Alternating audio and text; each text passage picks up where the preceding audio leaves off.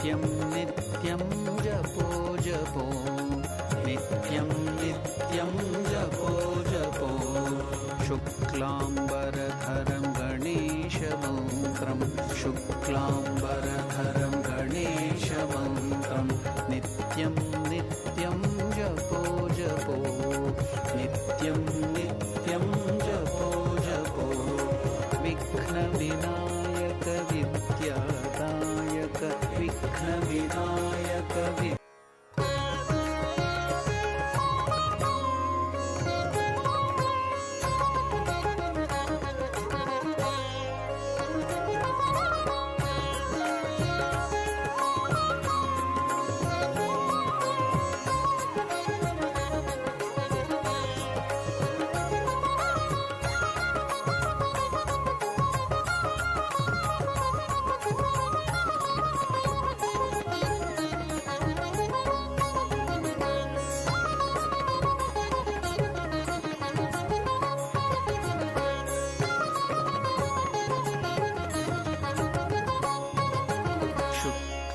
शुक्लाम्बरधरं गणेशमन्त्रं शुक्लाम्बरधरं गणेशमन्त्रं नित्यं नित्यं जपो जपो नित्यं नित्यं जपो जपो शुक्लाम्बरधरं गणेशमन्त्रं शुक्लाम्बरधरं गणेशमन्त्रं नित्यं नित्यं जपो जपो नित्यं नित्यं जपो जपो विघ्नविनायक विद्यादायक विघ्नविनायक विद्यादायक विघ्नविनायक विद्यादायक विघ्नविनायक विद्यादायक वीरगणपति भजो भजो वीरगणपति भजो भजो वरसिद्धि गणपति जपो जपो वरसिद्धि गणपति जपो जपो शुक्लाम्बरधरं गणेशमन्त्रं शुक्लाम्बरधरं गणेशमन्त्रं नित्यं नित्यं जपो जपो नित्यं नित्यं जपो जपो शुक्लाम्बरधरं गणेशमन्त्रं शुक्लाम्बरधरं गणेशमन्त्रं नित्यं नित्यं जपो जपो नित्यं नित्यं जपो जपो विघ्नविनायक विद्यादायक विघ्नविनायक विद्यादायक विघ्नविनायक विद्यादायक विघ्नविनायक विद्यादायक वीरगणपति भजो भजो वीरगणपति भजो भजो वरसिद्धि गणपति जपो जपो वरसिद्धि गणपति जपो जपो शुक्लाम्बरधरं गणेशमन्त्रं शुक्लाम्बरधरं गणेशमन्त्रं नित्यं नित्यं जपो जपो नित्यं नित्यं जपो जपो शुक्लाम्बरधरं गणेशमन्त्रं शुक्लाम्बरधरं गणेशमन्त्रं नित्यं नित्यं जपो जपो नित्यं नित्यं जपो जपो वरसिद्धि गणपति जपो जपो वरसिद्धि गणपति जपो जपो वीर गणपति भजो भजो वीर गणपति भजो भजो वरसिद्धि गणपति जपो जपो वरसिद्धि गणपति जपो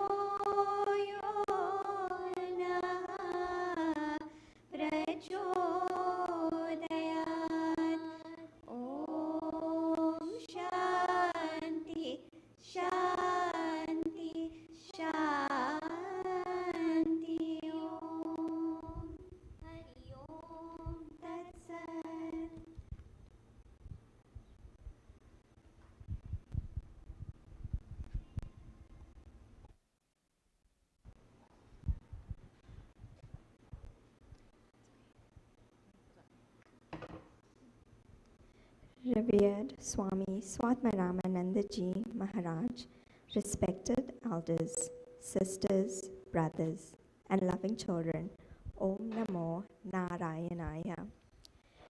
It is with immeasurable reverence and joy on behalf of the officials of the Ramakrishna Center of South Africa, Phoenix, Johannesburg Sub-Center, that we acknowledge the presence of our revered Swami Swatmaramanandaji Maharaj.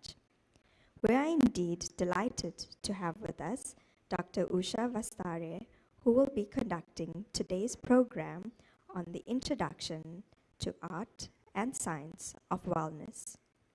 I also extend a warm and cordial welcome to each and every one of you to this morning's program, which also commemorates the 80th anniversary celebration of the Ramakrishna Center in South Africa, as well as the 125th anniversary of the Ramakrishna Mutt and Mission. We will now have teacher Rajnima, our yoga teacher, who will demonstrate a simple pranayama, which is a breathing exercise.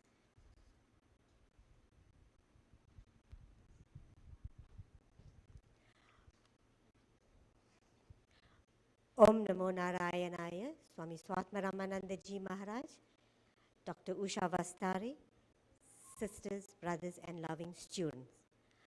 Pranayama is an ancient yogic practice, breathing, and in modern terms, what we call as mindful breathing. This pranayama, equal breathing, helps everyone that suffers from respiratory problems. In this simple breathing, you try and equalize your breathing. Your inhalation and exhalation must be equal. You practice this and you will feel, you would actually know your lung capacity. If your inhalation is 3, then the exhalation must be also 3. This pranayama, if done with great precaution, will help you in the further advanced pranayama technique. So let us all be mindful this morning. Let us sit upright. Keep your head, neck, and spine erect. Now, this pranayama can be done either standing or sitting. But for those of you who experience dizziness, please do not close your eyes. You may keep your eyes open, but for the rest, you can close your eyes. I'm going to demonstrate this first. Inhale slowly, and as I inhale, I mentally count 1, 2, 3, 4. It depends on your lung capacity. If your lung capacity can only take up to 3 breaths, then do not worry. You can also try and make the exhalation 3. Now, this practice can be done anytime during the day or in the evening as well. Okay, I'm starting. I inhale, 1, 2, 3, 4, 5. I exhale, 1, 2, 3, 4, 5. Okay, let us all be mindful and let us practice this pranayama. Inhale, take a nice deep inhalation. 1, 2, 3, 4. Exhale, 1, 2, 3, 4. Let's do it once more. Inhale.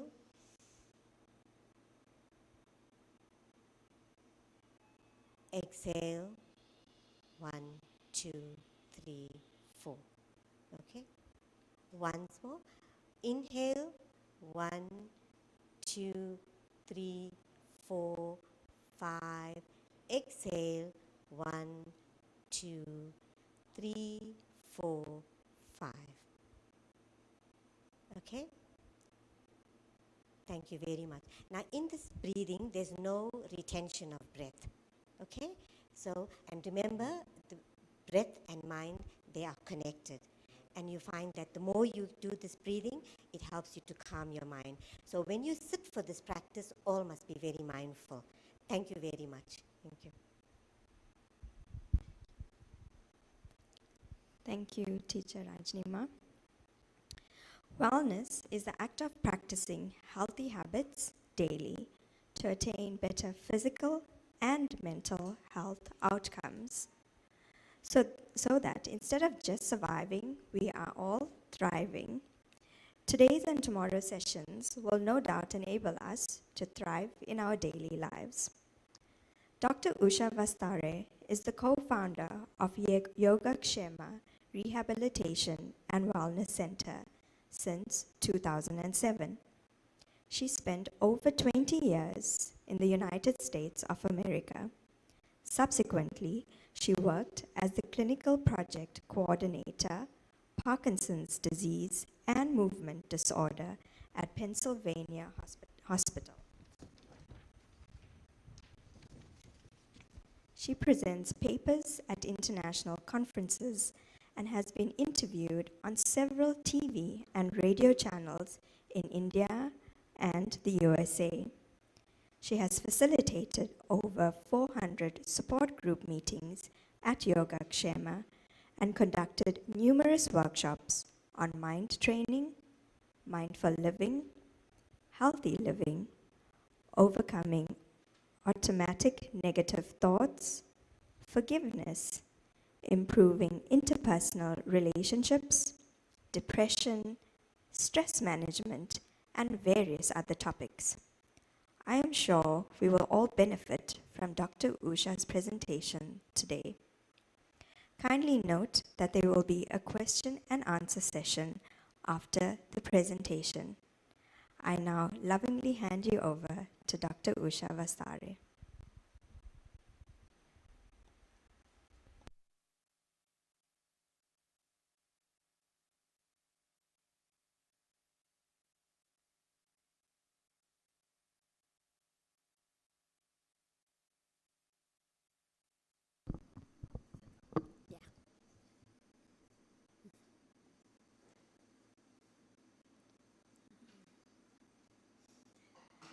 Thank you, Ahalya.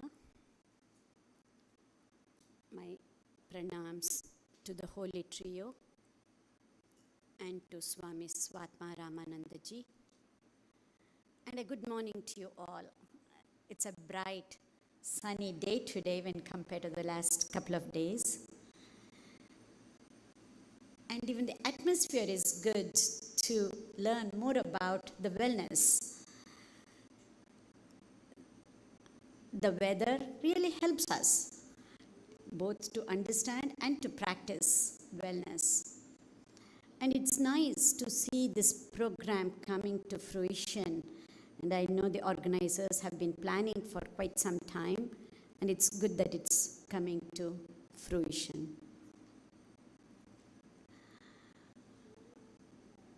I'm just going to show you a few slides, and I'm going to keep it just for a few seconds and ask you to tell me what you see on these slides.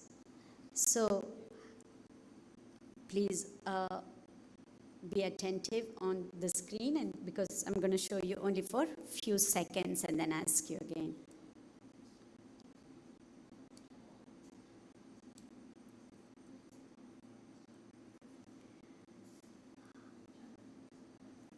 You know, what did you see there? A frog. Okay? You're right. You can all see a frog. Can you see anything else? Fish. A fish. We have great creative imagination. Yes, absolutely. We might see a fish. A horse. Some of you can see a horse, some of you can see a frog, a fish. Okay, let's see. Yeah. If you turn it one way, you can see a horse, another way, a frog, and some of us. Yes, we have imagination. Sure, there is no right or wrong in these slides. That is the beauty of it. What I want to tell you is there is no right. If we only see frog, there is nothing wrong with that. And if we only see horse, that is not the only thing that is right. And if we see fish, and if we see something else too, of course course, there is nothing wrong with any of this. I'm just going to show you one more set of slides, and now you have the picture, and then we'll see.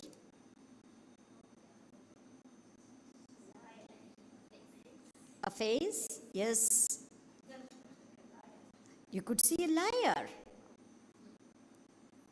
Absolutely, now I can.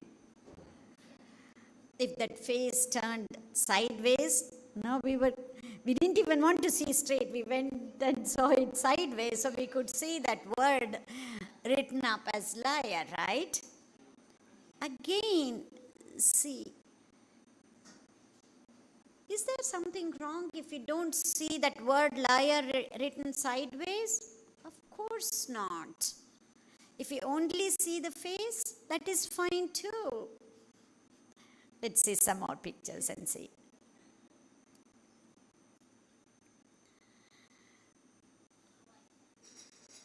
A carpenter sees the tree, and then he can imagine what he can do with that trunk of the tree, right?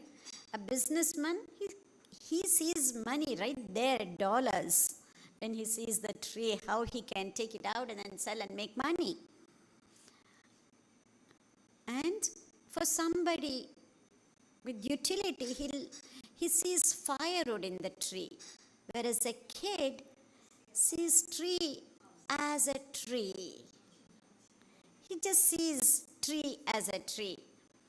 Again, absolutely, there is no right or wrong. I'm not making any value judgments amongst those four people, how they're seeing the tree. It's not about making value judgments, but it's all about how we see the world depends on how we look at the world. That is how we see the world. It's all about our perception, right? So the way we choose to see the world creates the world we see. No right or wrong. Are we looking at the world or at ourselves in one perspective? That is how we're going to see ourselves. Is it possible to change that perspective and see either ourselves or the world or others? It's a very powerful statement. You're going to hear this statement again and again throughout this program, the next 4 talks also. When you change the way you look at things, the things you look at will change. We don't even realize we are looking at certain things out in the outside world, or certain people, or ourselves in a certain way which is limiting us.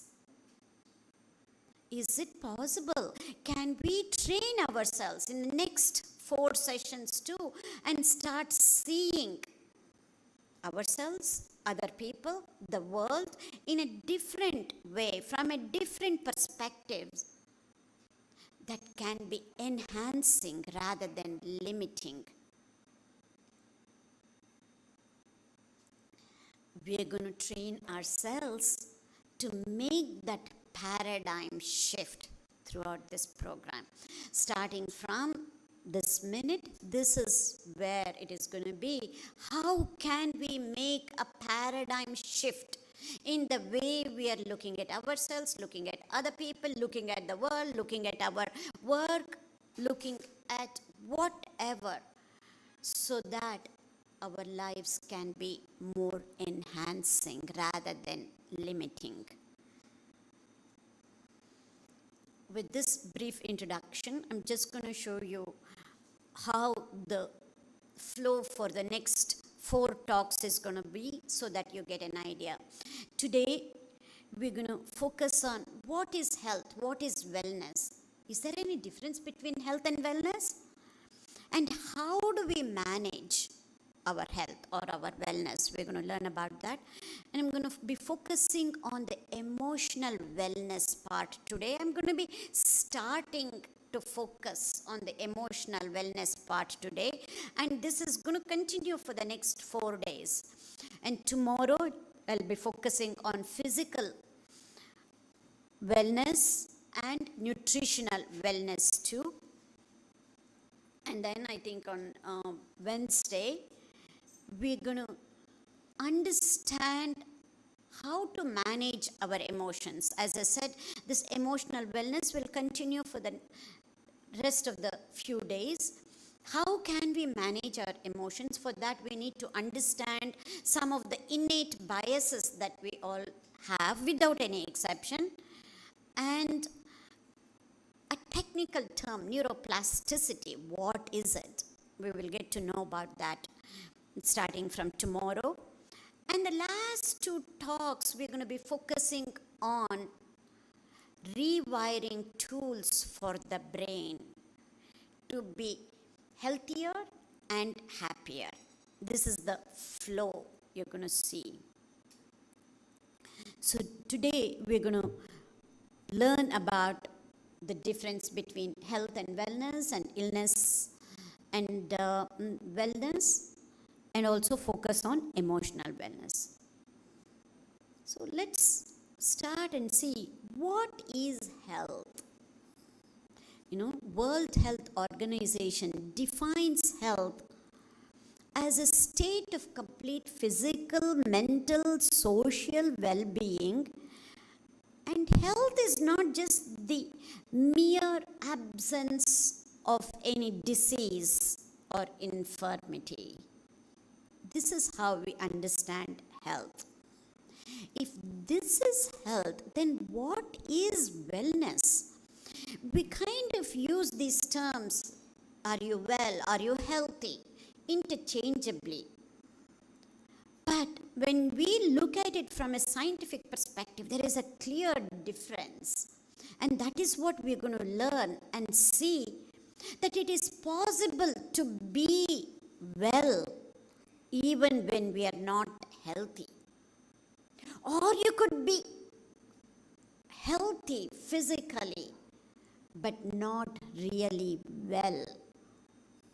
I know, I see that quizzical look on your faces. How can that be? When we understand the definition of wellness, we will know. What is wellness?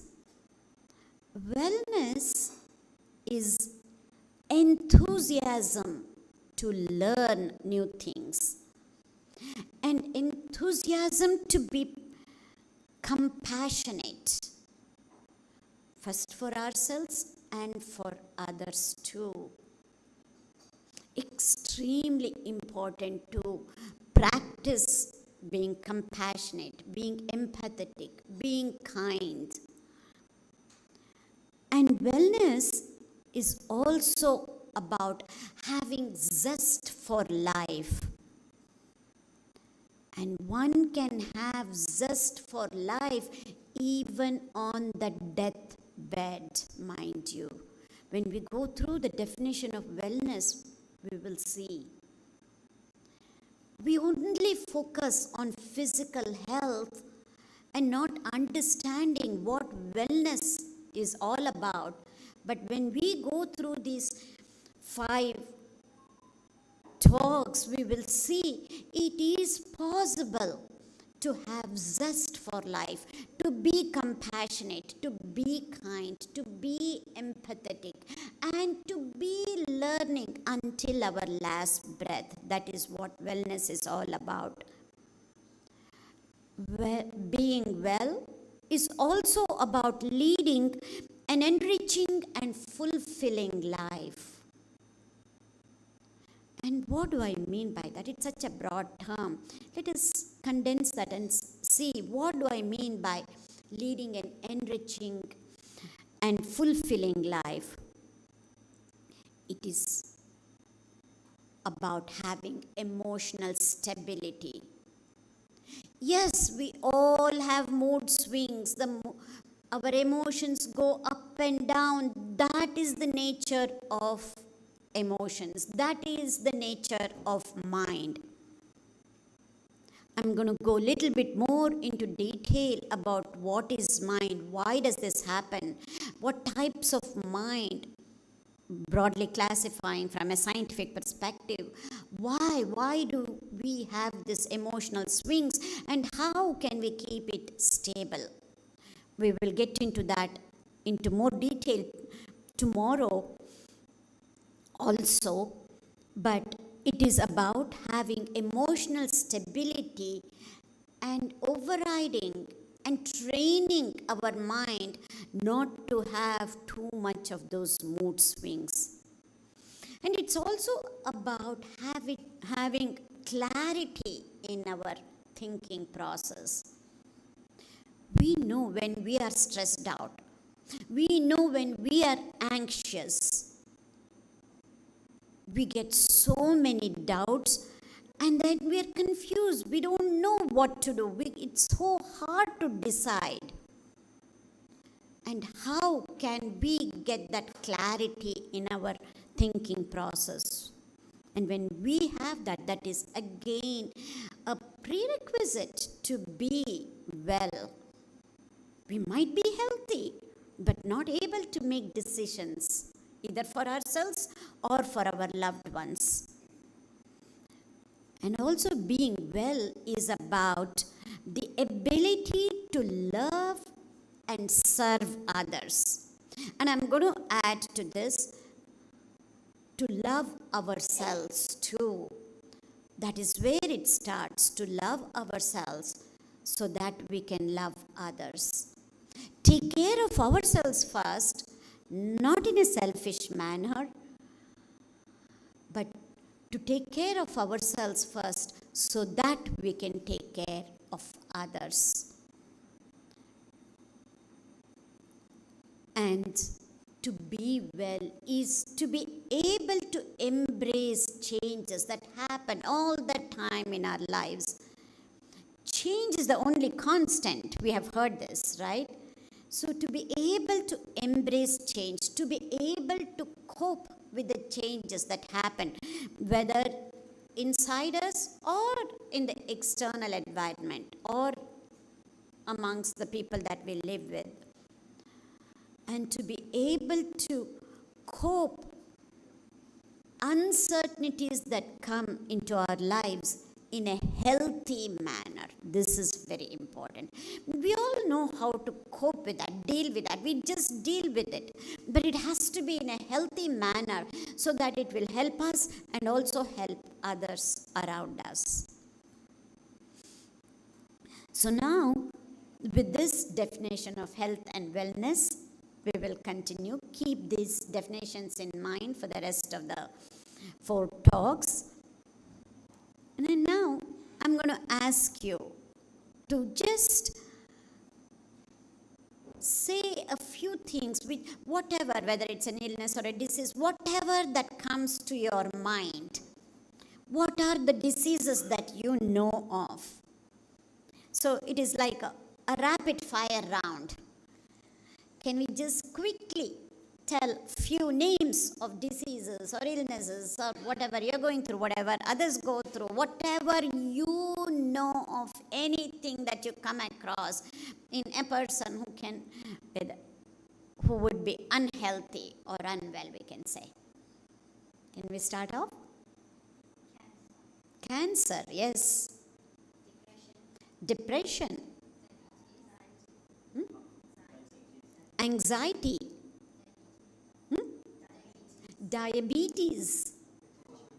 Hypertension. Can you? Cardiac arrest, cardiac issues, cardiac problems, yes. Kidney failure, yes.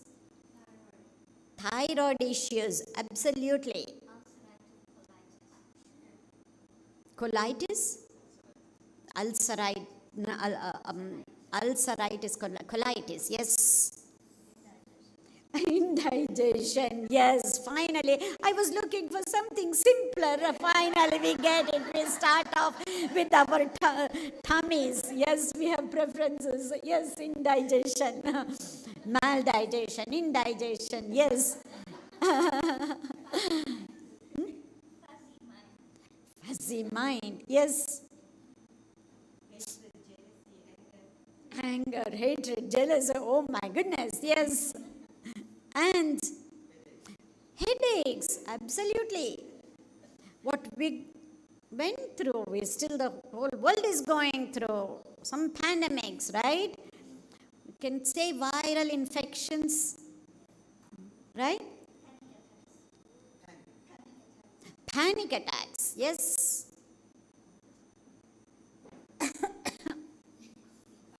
Yes, coughing, cold, cough, fractures, right? The list goes on and on. I was just waiting to get few things so that we will be able to understand the difference in the names of the diseases that you brought about. There were so many, right? If you really think about it, I can classify everything what you have mentioned into two categories. We know something like you started off with cancer, hypertension, diabetes. What we have heard about it, that we need to learn to live with that.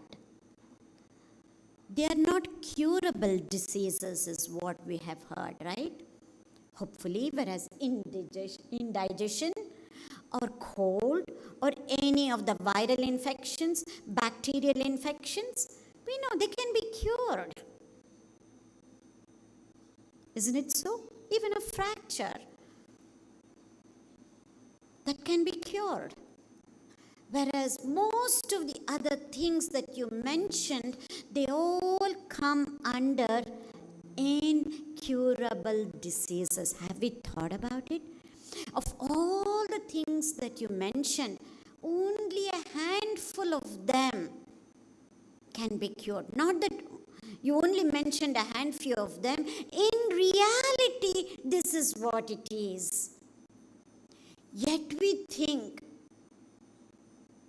whatever we get, everything can be cured, we're going to be fine. Most of the things cannot be cured. We don't have to have that forlorn face, but they can be healed. What cannot be cured, we have heard, should be endured, right? And I say, what cannot be cured can be healed, not just endure it. That is what we're going to learn today. What is it that can be cured amongst the diseases? What is it that can be healed? And everything should be healed is what you will see at the end. For that, again, we need to understand about what is disease and what is illness. We learned about what is health and what is wellness. Now let us understand about the difference between disease and illness. In common parlance, there is no difference. I don't know in South African language if there is any difference between disease and illness. In most of the languages, there is hardly any difference between disease and illness. Even when we speak in English, we use it interchangeably. But for us, medical professionals, we know there is a clear-cut difference between disease and illness. That is what we're going to learn today. Start off with this, and this will set the foundation for the rest of the talks. So here you see, acute illness is nothing but a disease. chronic illness is an illness. In general, diseases can be cured. Diseases can be cured, whereas illnesses can only be healed. Because you will see the difference between the two. Any disease, it comes in a rapid form and it's short-lived, like indigestion, headache, cold, a fracture. It might take a little longer time, but it can be cured. Any type of surgery, for corrective surgeries, that can be cured. Right? Whereas any chronic illness like cancer, like diabetes, hypertension, these things happen on a gradual manner. And it's indefinite. That means we have to learn to live with those until the end of our lives. And not only that, we will see when certain things change, either in the external circumstances or within ourselves, it goes as roller coaster. And if you look at the cause, for any disease, the cause is single, usually. Only one. Indigestion. We ate too much, or we ate something that we are not able to digest. Cold. It is a form of infection. We have to figure out whether it is a viral infection or a bacterial infection. If it is a bacterial infection, then we need to take some antibiotics. If it is viral, whether whatever you do, whatever you don't do, it will get cured. Most of them, unless they are fatal. So usually the cause for a disease is one, whereas for anything that is chronic, the cause is many. We cannot pinpoint and say this is the reason. And the effects are also many. For example, cancer. We have no idea why somebody gets cancer. Lung cancer. Somebody is a smoker. We can understand somebody getting lungs cancer. Or it could be a GI cancer, whatever it is. Without any proper reason. For example, somebody is a non-smoker all his life, a vegetarian, not obese, doing everything, still gets cancer. Why? Because the causes are many. Ultimately, it boils down to, sometimes I say it's genetic, that we cannot help much. And the effects of those illnesses are also many, whether it's cancer or diabetes or hypertension, whatever it is. The effects are also many, causes are also many. And usually diseases can be figured out by single test, either by a blood test or an X-ray that can be taken, and then we can figure out what it is. Whereas if it is a chronic illness, many a times it takes a longer time with many tests, and sometimes it still gets misdiagnosed, as we were speaking earlier with somebody here. And many a times, even after doing many tests, because there can be a combination of many different illnesses, that is where it becomes really hard. And the diagnosis for a disease is usually very accurate. With a single test, one can figure out what it is. Whether for a chronic illness, the diagnosis is also difficult, tough at times, and it takes longer time to figure out if there are multiple illnesses that are happening side by side. So then what is the treatment? For disease, it's very simple and easy. You go to a doctor, and then the doctor will diagnose, and then you know what needs to be done. Sometimes, whether you go to a doctor or whether you don't go to a doctor, for example, common cold, headache, indigestion, lot of these things, we can handle that ourselves, right? Whereas for any chronic illness, it's not a one-time event. You need to go see a doctor. It has to be diagnosed, it has to be treated by the doctor. And as we said, there is no cure, but we can be healed. So what is the role of a person who has a disease or an illness? The person who has either a disease or illness, if it is a disease, the role of a patient who has either a common cold or any kind of infection, fracture, as long as it's a disease, all we need to do is to go to the doctor and just follow the doctor's orders. That's it. If we follow the doctor's orders, we are fine. We know we will come out of it. I need to say this, put this point here. Especially this happens in India, and I want it to be a cautionary thing.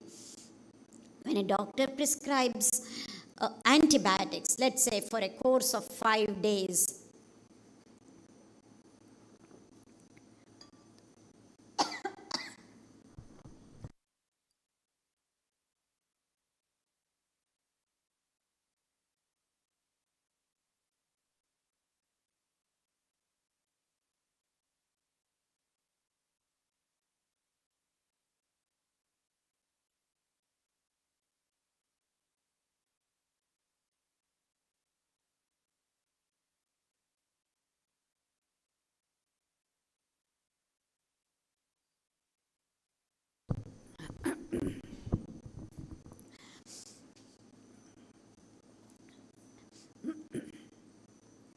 very important for us to understand the role of antibiotics.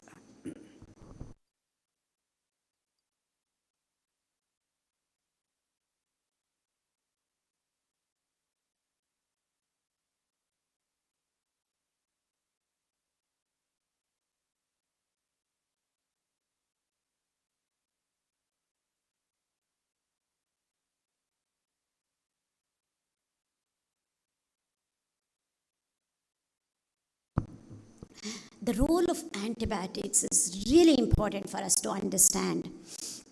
If the doctor prescribes, whether it's for 5 days or 7 days, depends on the antibiotic, depends on the infection, please complete the course of the antibiotic. Usually what happens is, many people, I have heard this, they take the antibiotics for the first 3 days, they feel better because that is the way it should happen. If it is the right antibiotic, you will be able to feel better even so many a times within 1 day. And the fever comes down and then you feel better. After the second day, you stop people stop antibiotics. This is a cautionary point that I would like to bring about. This is where it's extremely important to complete the course of antibiotics. Otherwise, we get into the effect of contributing to forming resistant bacteria. It may not affect us, but this is how we see many of the strains of resistant bacteria. One of the reasons is because people have not completed the course of the antibiotic. The bacteria that remains in the body may not be causing any symptoms right away, but over a period of time, when this keeps happening, it causes a resistant strain of the bacteria. So please do complete the course of the antibiotics is one thing. So coming back, when we have a disease that can be cured, the role of a patient is just to follow doctor's orders and nothing else. But we saw how very few diseases that we have.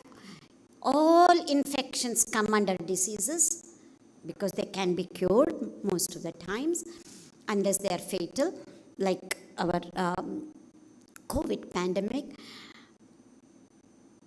All the infections and all types of fractures and most of the surgeries as such, not surgery because of cancer or something else, but corrective surgeries, most of these can come under diseases and they can be kind of cured. So just follow orders. Whereas for any chronic illness, we need to partner with the doctor because this is lifelong. We need to partner with the doctor. It's not just following doctor's orders because the doctor will not know everything about us. So we need to be in touch with the doctor. That is when he or she will be able to customize the treatment for you. Not only do we need to partner with the doctor, and we need to learn to self-manage. And that is what we're going to learn in the next few days, starting from today. Self-management of chronic illnesses. Extremely important. Okay? So, what is self-management? Again, this is one thing in India. I'm not making any comments, but this is the way it is in many places, not just in India, even in US. We self-medicate rather than self-manage. Self-medication is not self-management. Sometimes these days in India, they need a prescription. Otherwise, even a pharmacist will prescribe an antibiotic for somebody who is economically backward, who cannot afford to go to the doctor, goes to the pharmacist and then he will give the antibiotic. That is what I mean by self-medication. I'm not making any value judgment. Sometimes it has to be done. It's not about the people who go to the pharmacist when they cannot afford to go to a hospital or a doctor. That is what happens. But those who can afford, those who have the wherewithal, and if they still do that, that is where we need to be aware. It is not about self-medication, but self-management. There is a big difference. We will see what it is. First thing is about taking charge of our health problem. And how do we do that? Carry out normal activities as much as possible. Even when somebody has cancer, there are days, yes, maybe soon after chemo, one may not be able to. But this is a lifelong illness. So we need to be able to carry out our normal daily activities as much as possible. This is how we can maintain our quality of life as much as possible in spite of an illness. And do not isolate yourself. Extremely important. Many a times we want to hide what we have, especially some of the mental health issues. Could be depression, it could be anxiety, it could be panic attacks. And those come under mental health conditions. If you observed, I'm using the word mental health issues rather than mental illnesses. This is how we have to start off. Any opportunity that I get, I want to bring this up to remove the stigma of mental health issues. Anything, not just about depression or anxiety or panic attacks, which is a type of anxiety, by the way, but any other disease, we have a tendency to keep it secretive. I'm not saying to go and announce to everybody, that's not what I mean, but at least with the people that you know you can get support, it is the thing to do is to open up and talk to your loved ones. Many people even keep it secretive with their doctors. So whatever it is not isolating oneself and to keep whether the symptoms or the disease secretive amongst our loved ones and even with the doctors. Yes, there will be emotional changes with the illnesses or disease for that matter. Expect to be concerned, to be either angry or afraid, whatever it is, there will be emotional changes. Expect those emotional changes, but learn to manage them. That is what we're going to learn today. And I'm only talking from the perspective of the individual or the patient. But all of this will hold good even from the perspective of a caregiver. What all happens to the person with the illness, not the physical symptoms of the illness, but the other emotional issues even the caregiver goes through. So keep that in the back of your mind, how both the caregiver and the person with the illness has to learn to manage their emotions.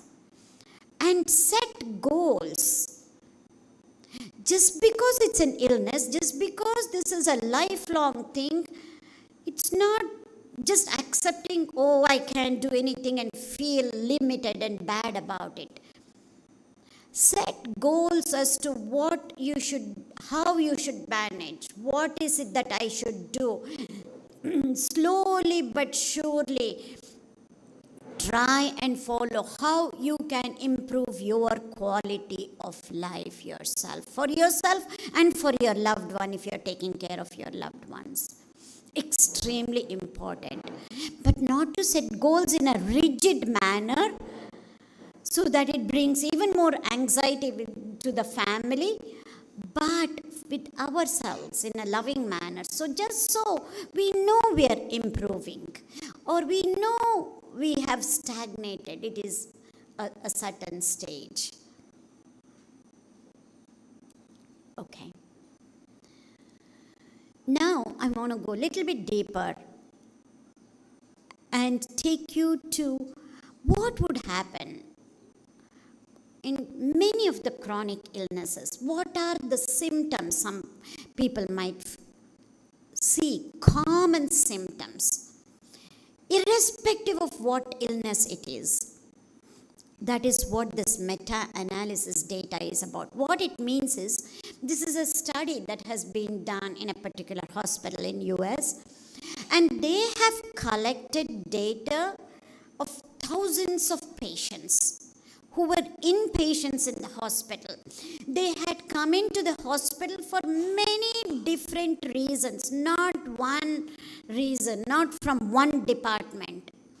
It could be simple fracture, or it could be treatment of cancer, it could be treatment of Alzheimer's, it could be treatment of depression, whatever it is, without any boundaries. They collected the data of all these thousands of patients, inpatients in a hospital, and they looked at what are the symptoms that are common for all these patients, young and old, on their deathbed, just before they were about to die. It doesn't matter. Irrespective of their age, their disease, illness, condition, they looked at the symptoms and they have come up with common symptoms. And that is what I'm going to present that to you as the key or very important symptoms that we can see. I put it as a symptom cycle.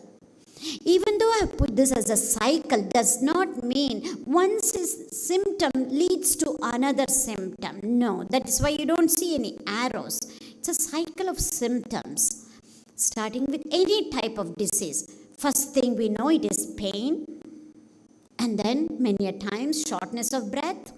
That is where, like Rajni Ma said, that pranayama, breathing exercises would help, which is again part of self-management. Or feeling tired, fatigued, and feeling sad and depressed, especially if it's long term or if it's short term, it doesn't matter. You can get short term depression too, or be anxious about the future. And definitely, many of the emotions, as I said, there will be many emotional changes, many emotions that come along, which I have clubbed it all as difficult emotions. Again, it's not that one symptom will lead to another. These are independent symptoms collected. These are common symptoms most of the people go through, irrespective of what disease or illness one can get. Okay? Any questions with this? Okay. But look at this. I've taken this data, meta-analysis data, and thought about it. These symptoms, we don't get this just because we are hospitalized, or just because even if we are home, we have some kind of an illness or disease. We can get all these symptoms in a situation that can happen either at home or at work. Let's do a thought experiment. At work, you have a really tough day. Nothing is going right. Whatever you do is not happening the way it should. It's a difficult situation. You're quite fine when you went into work. And it doesn't stop that day. It continues if you have a deadline to work. Or it could be a difficult work environment. This can go on and on. Don't we see these symptoms? We get headaches. We are fine. We get aches and pains. And then we know when we are focusing, we are not breathing deep. And then when we are anxious, we go out of breath. And we get tired. It's a normal day work. Because of what has happened, it's all at the level, mental level, emotional level. We feel more tired. And many of the difficult emotions that go with that. Now, I would like you to label those difficult emotions. I'm going to ask you in a minute. Then what are those difficult emotions that you go through? And not just in a work situation, it could be at home. You have an argument with your teenage son and it does not go well.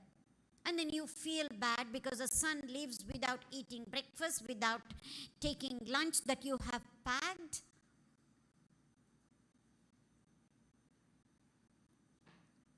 What are the difficult emotions that go within you? Or it could be you, that person, not a teenage son. You have a tiff with your spouse, with your partner, and then you get tired. You have prepared lunch you don't even want to take, right? What are the difficult emotions that you get into? Think about it. I'm going to come back to you in a second. So even though this is the key symptom cycle, common symptoms that people go through, those people who are hospitalized, either with minor conditions or major conditions. But yet we see the same things and even more. Like what you mentioned, anger, frustration, all of that, not just these, right? In common situations that we are going through, we might be healthy. How can we be well? Remember the definition of wellness. Do we have clarity in our thinking process? Do we love our own child? Do we love our own wife at that time?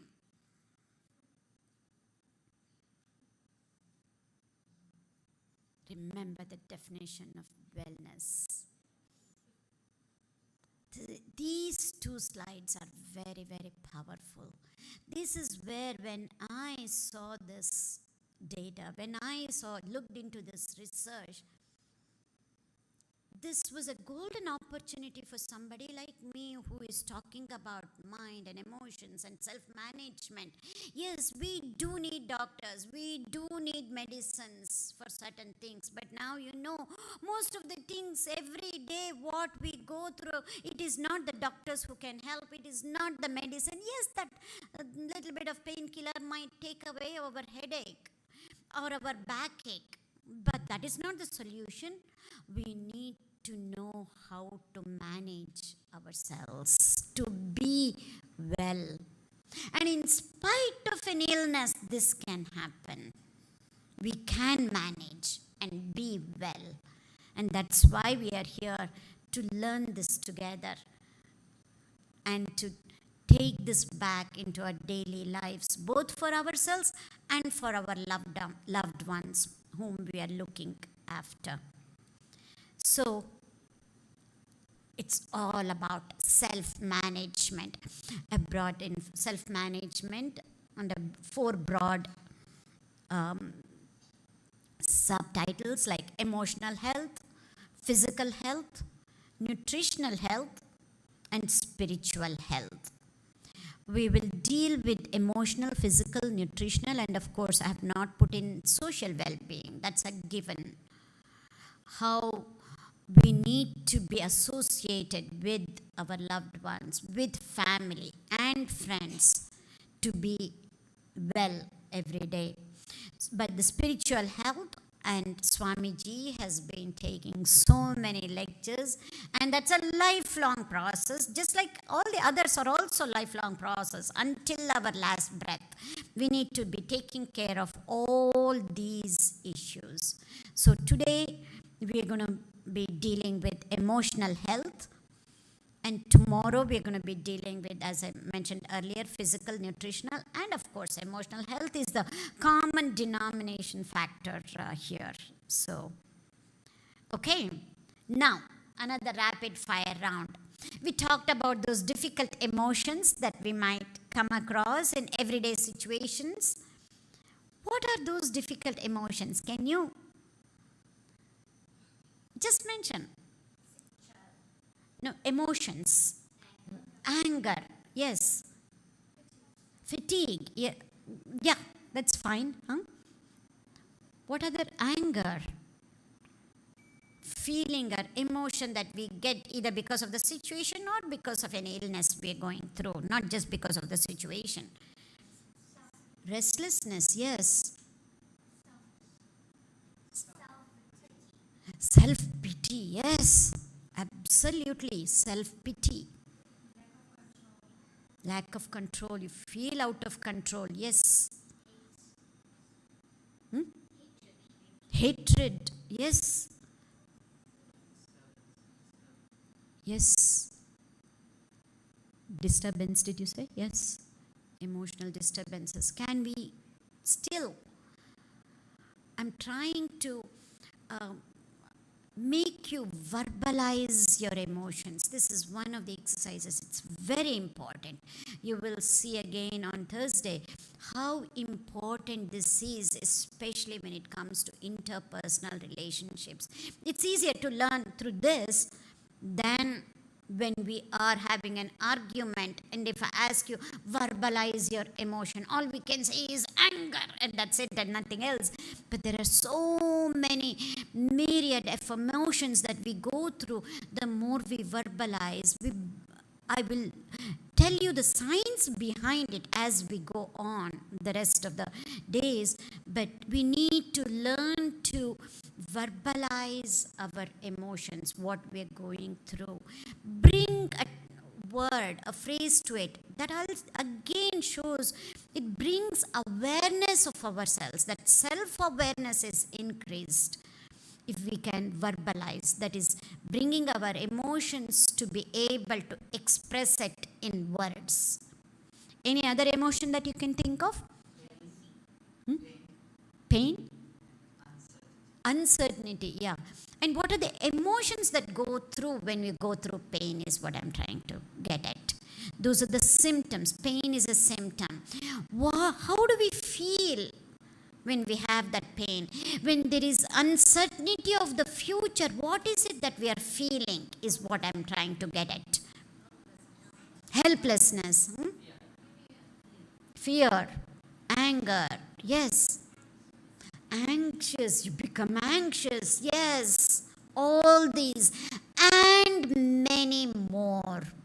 We're going to learn how to verbalize these emotions. Extremely important, both for yourself at an individual level and when you're dealing with your loved ones, with friends and family, more so with family than friends, and especially in a work situation, to be able to verbalize our feelings before we can take those actions against either ourselves or others.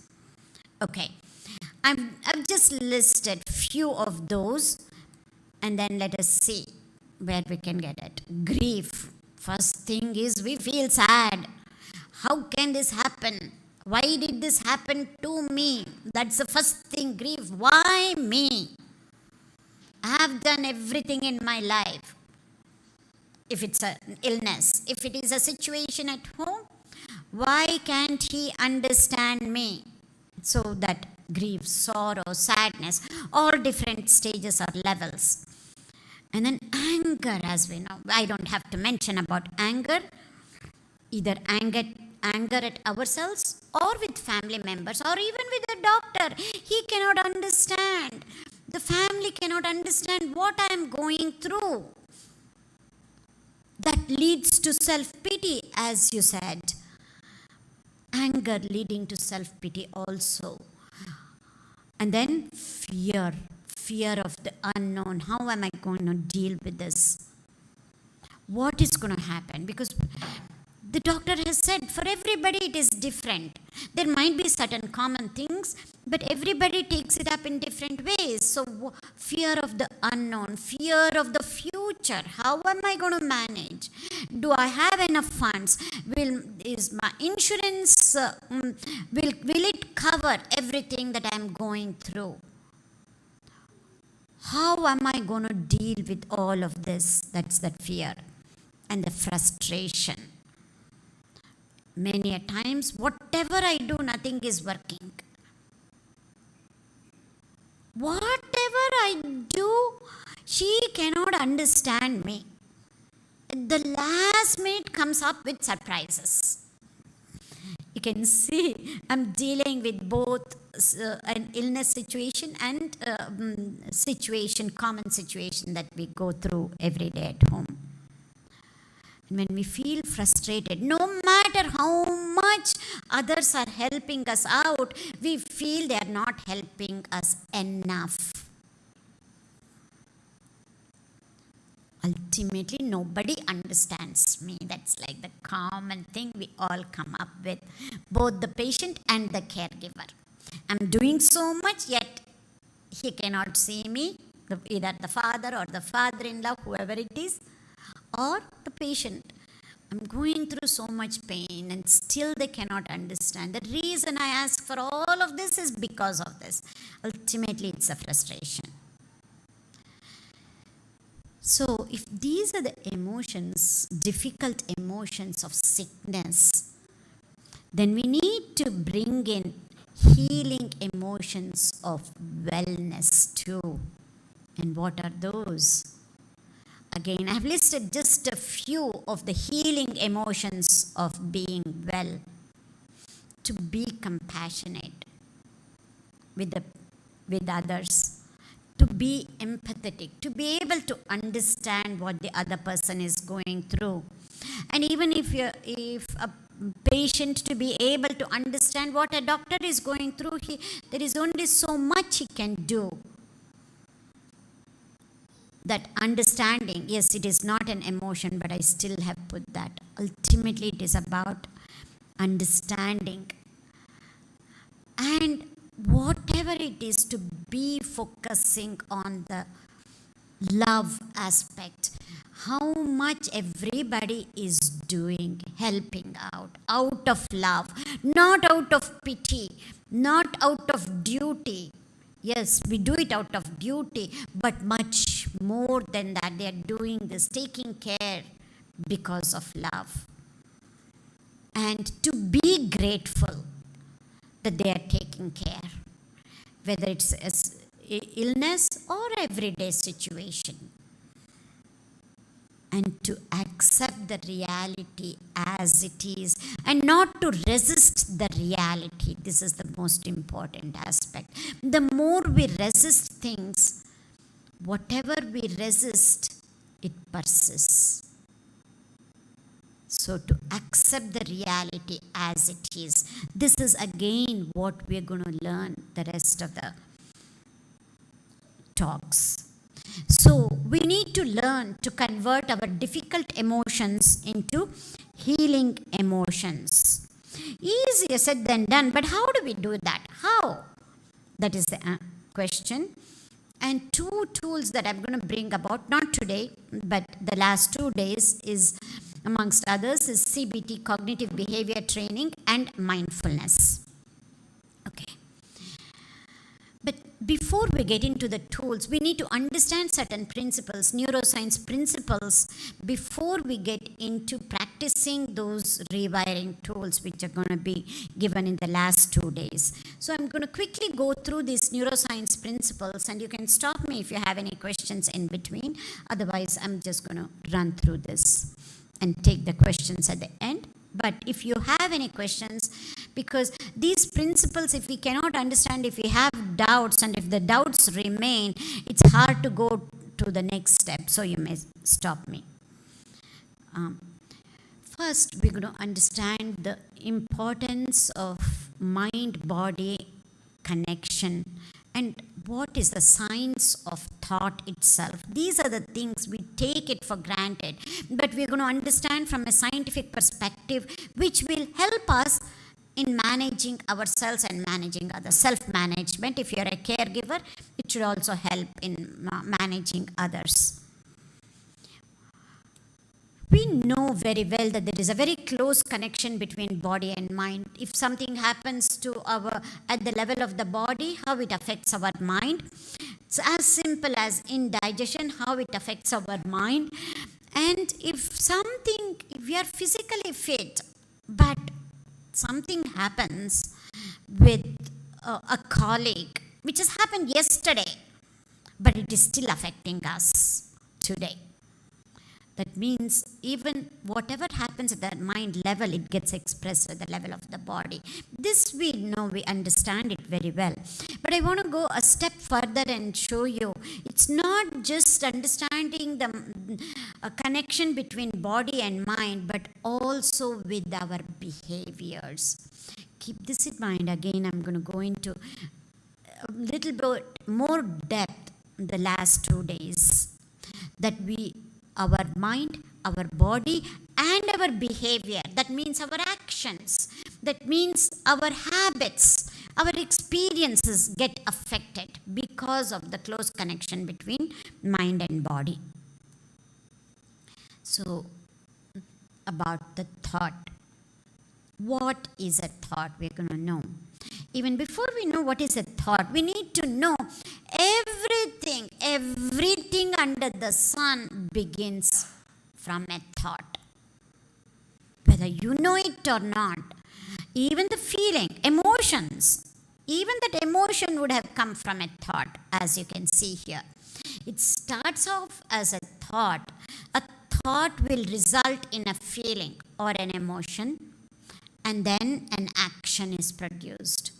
Sometimes it does not produce an action. We all work with volunteers. We know how it is. We say that, but nothing happens. No action is produced. At the thought level, we might be committed to doing something. At the feeling level, yes, we want to do something, but we won't do. Even that non-action, I'm calling it as action. Whatever it is, everything begins from a thought producing a feeling, producing an action.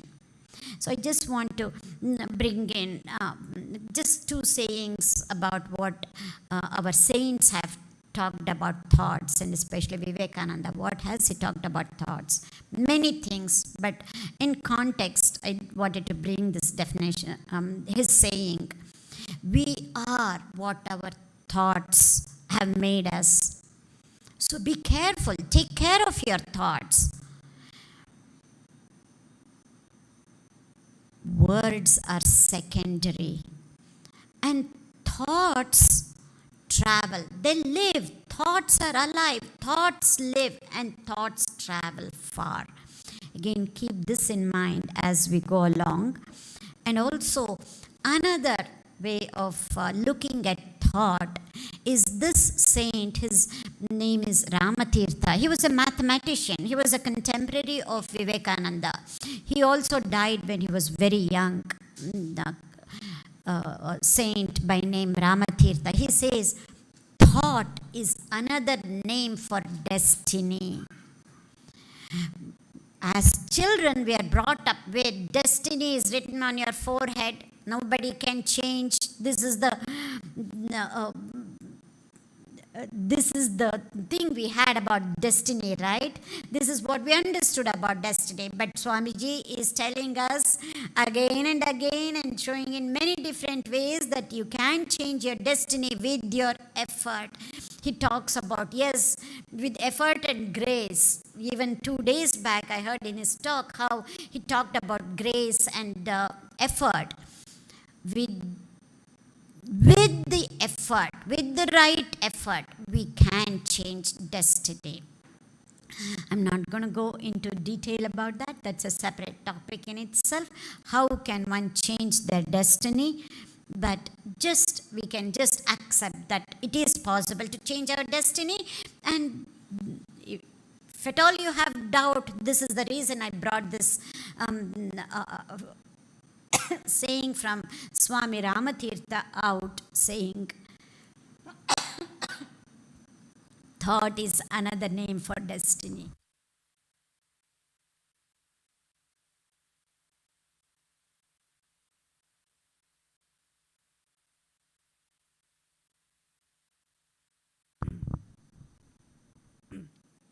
So we move on.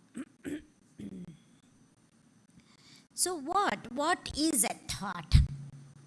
If I ask you, which I have done earlier, I'll tell you it is very difficult to define thought even for scientists. We come up with many different technical terms, but I'm going to use the definition that we can use every day so that we can implement all the rewiring tools that you're going to get the last 2 days based on this definition of thought.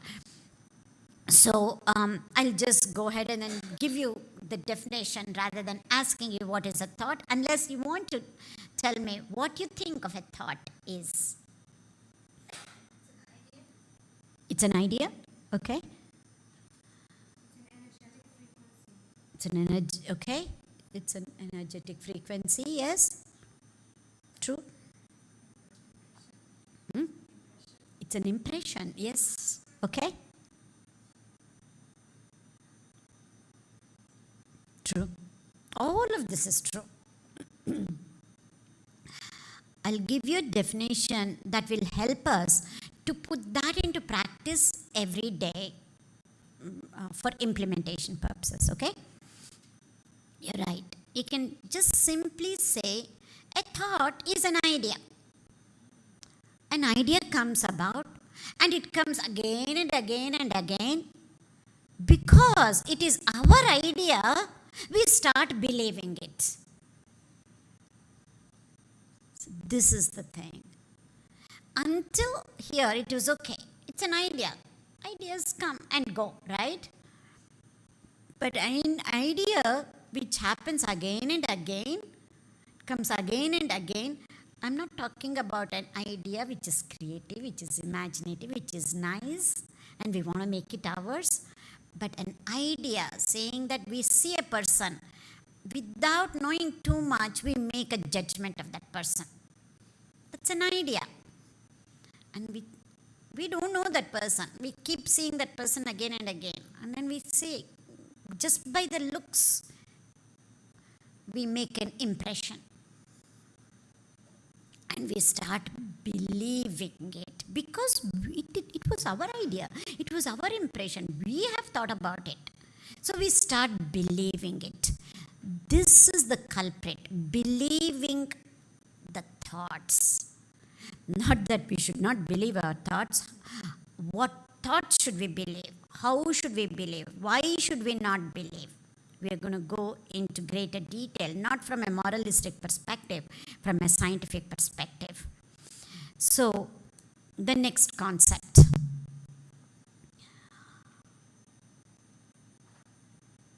All thoughts are real.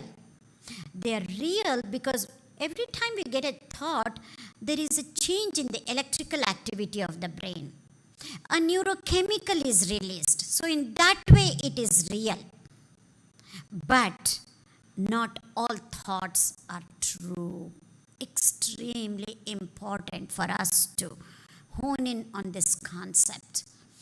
Just because we have thought about it, just because an idea or an impression that we get, it happens again and again and again and again, does not mean we need to believe those.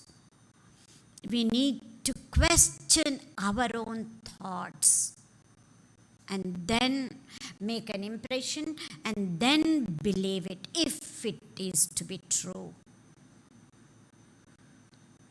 And even there, when we go into the tools, we will see it many a times it could be true at one time. It may not be true much later, even about an impression about a person. So this is where the concept of mindfulness will come about, which we are going to go deeper later on. But it's important to understand this concept to be able to put mindfulness into practice later. Thoughts are real. They're causing electrochemical changes in the brain. But all thoughts that we get are not true. That means we need to put them into practice. And tomorrow you will see a particular type of thoughts called automatic negative thoughts. Most of those negative thoughts are false, which we will go into greater depth tomorrow. For today, this is enough. As I've already said, every thought releases a chemical. It also changes the electrical activity. We won't get into that, but it releases a chemical. Every thought we get releases a chemical. And then we need to understand how these emotions or feelings are formed, right? The relationship between thought and feeling. A thought is produced, an idea, impression, whatever, a thought is produced. Because of the thought, a chemical is released and a particular feeling happens. based on the type of chemical that is released, which is based on the type of thought we get. So if there is a positive thought, a compassionate, loving thought, when you see your child, that loving thought that you get, that positive thought will release a positive chemical producing positive feelings.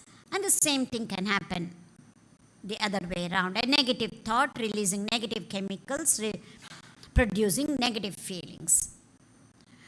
What we need to realize, we are both thinking beings and we are also feeling beings. Our thinking creates the feeling and the feeling creates our thinking too. So we are both thinking and feeling beings. Do we need to think first and feel later? Or do we need to feel first and think later? This is $1 million question.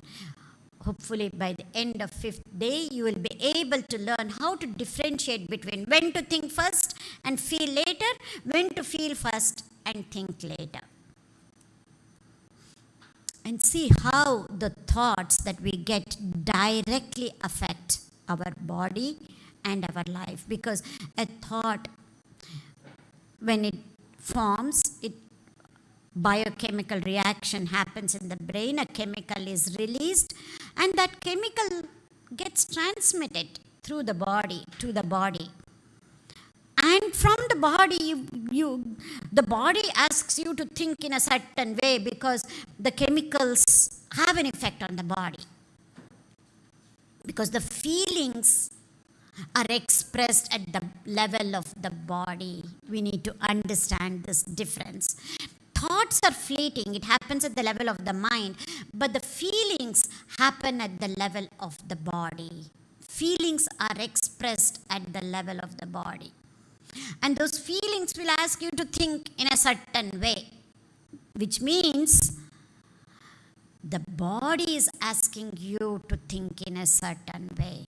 That means the body becomes the mind. And Swamiji keeps telling, don't listen to the mind. Mind is it is like a monkey, right? Monkey mind. We need to use our buddhi. And now I'm saying, forget about the mind. We are listening to the even grosser level, the body. Because the body is becoming the mind. The feelings are expressed at the level of the body. And whatever it is, we are listening at the level of the body.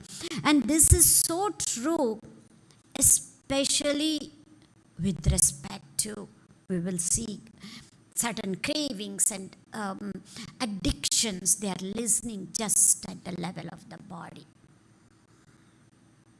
Because what is happening? Why is the body becoming the mind? We feel the way we think and we think the way we feel. And as I said, the feelings are expressed at the level of body and the body is making us to think. And let's connect this to the intensity of thoughts. These look like just dry principles, scientific principles, but extremely important for us to understand this, to be able to train our minds. And then you will be able to see the quality of your japa or meditation.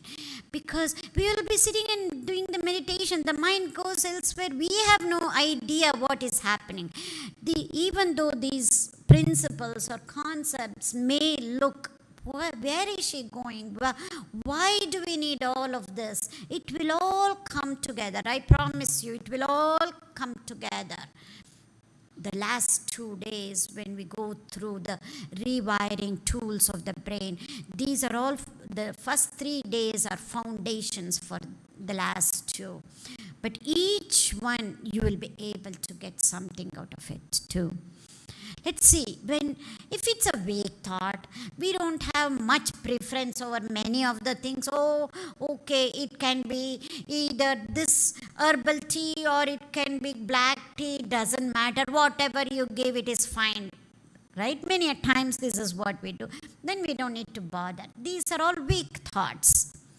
If we have very intense thoughts, if we have strong preferences, I don't want this, I only want this, that which means it is the thoughts are intense.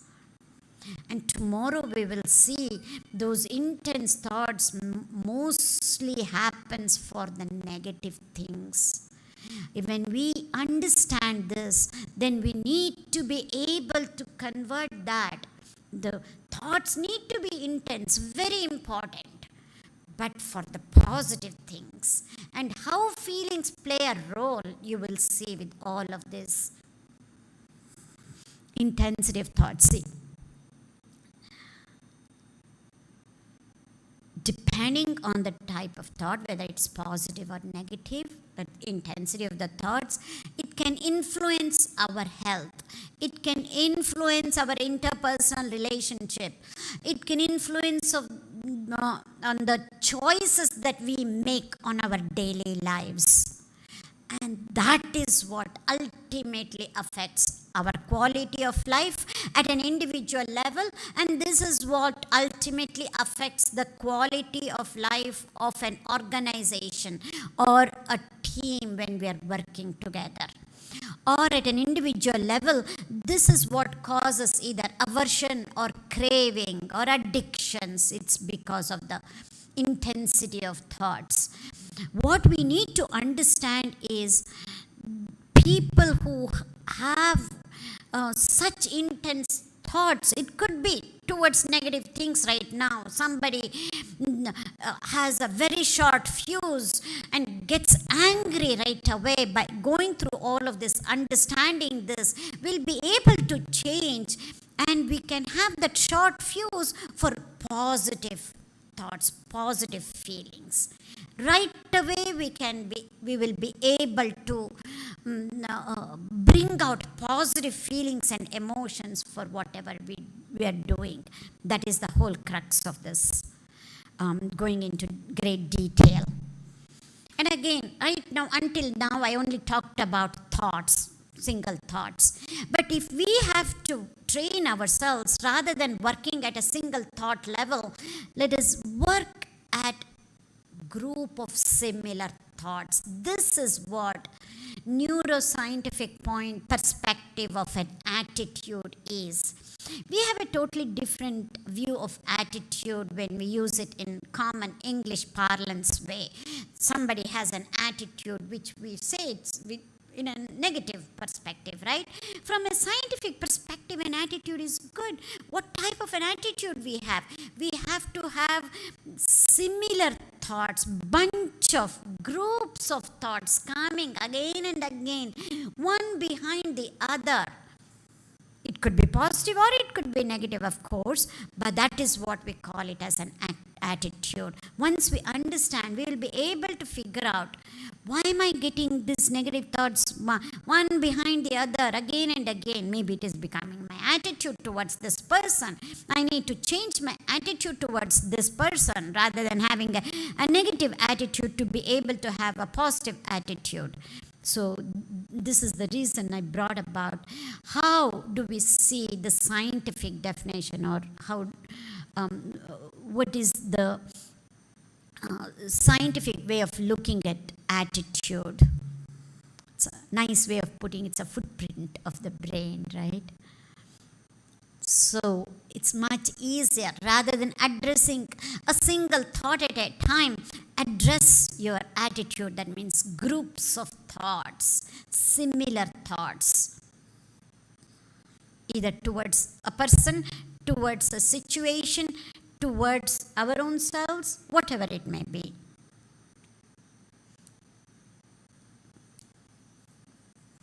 And then free will, again you have heard about free will, maybe from Swamiji, from a different perspective. Free will is what makes one individual different from the other.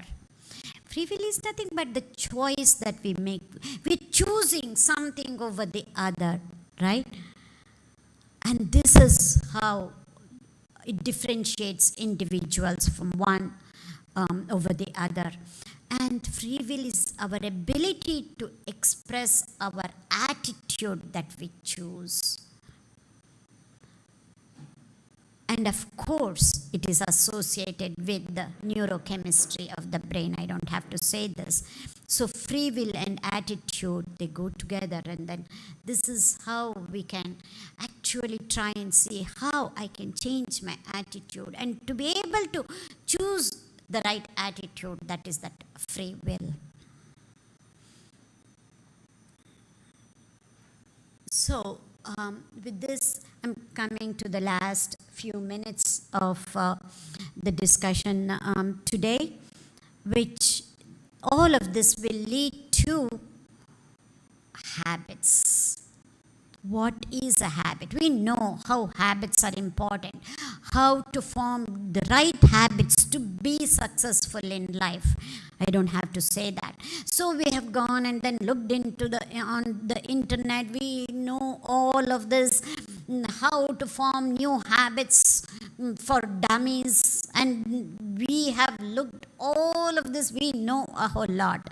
But today we are going to look at what is a habit from a neuroscience perspective.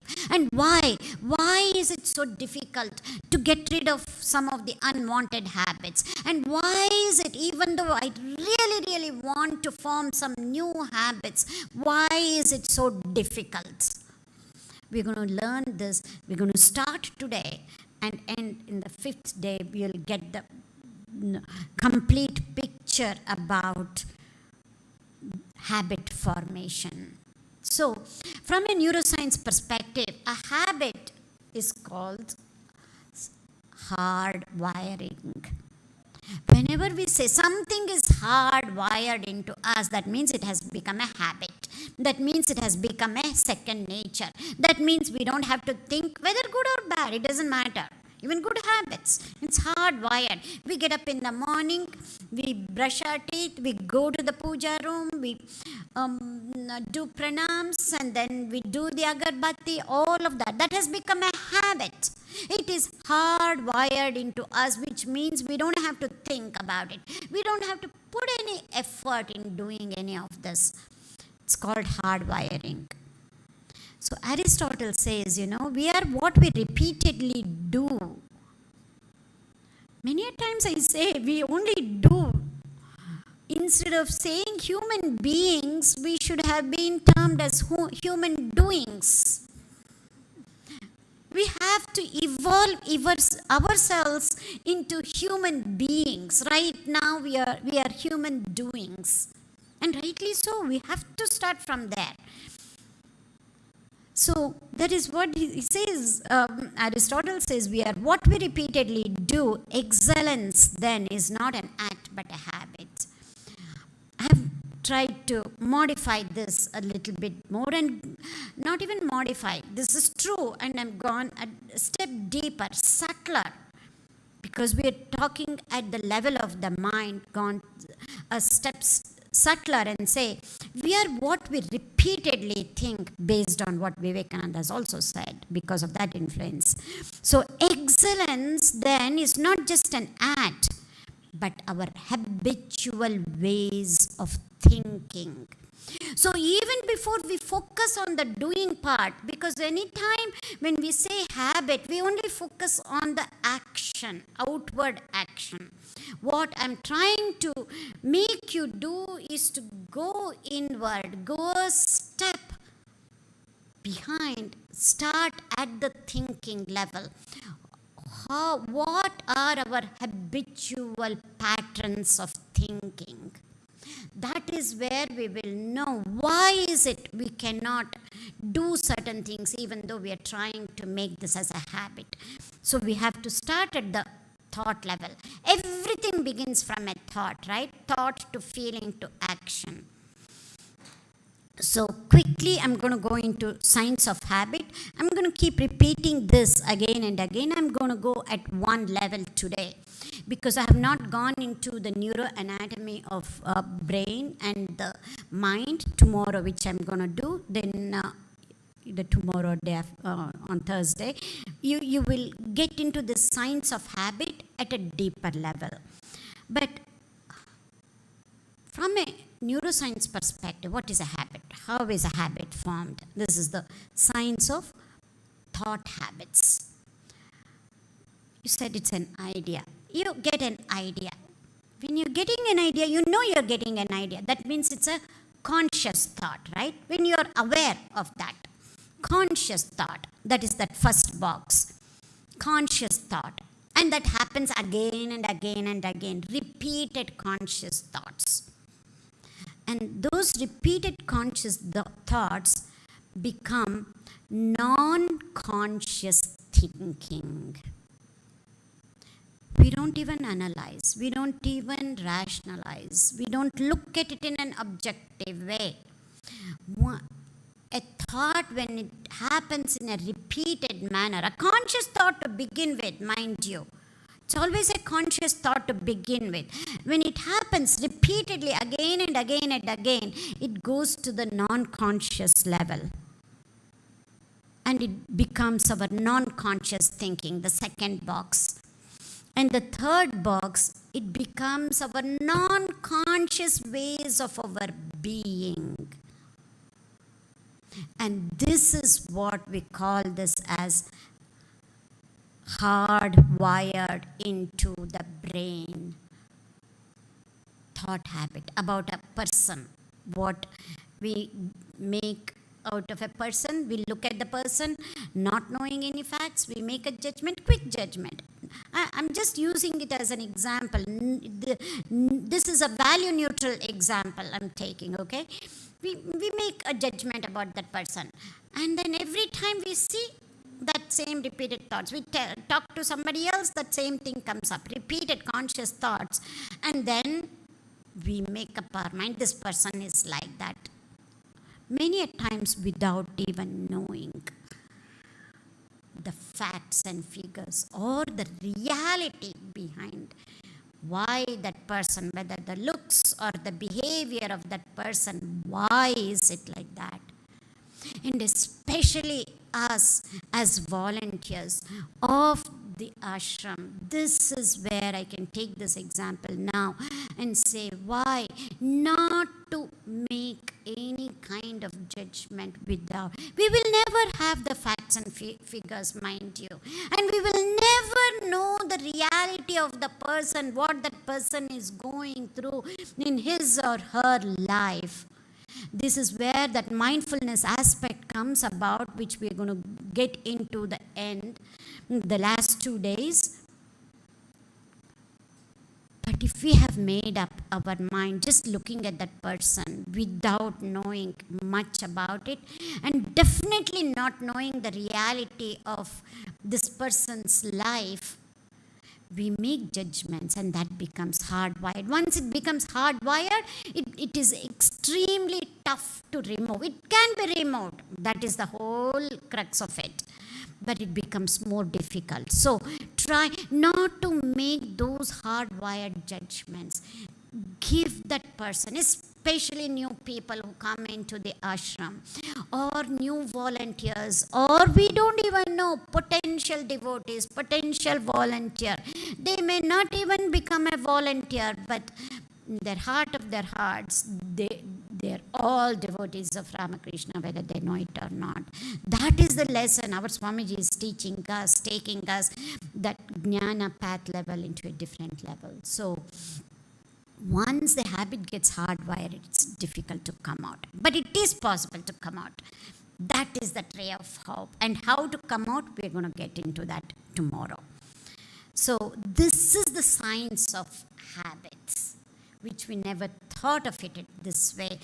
And if we, let us take an example of action, that is about thought habits. If we want to do something, if we have to get up at a certain time in the morning, we have to have that thought at a conscious level every time.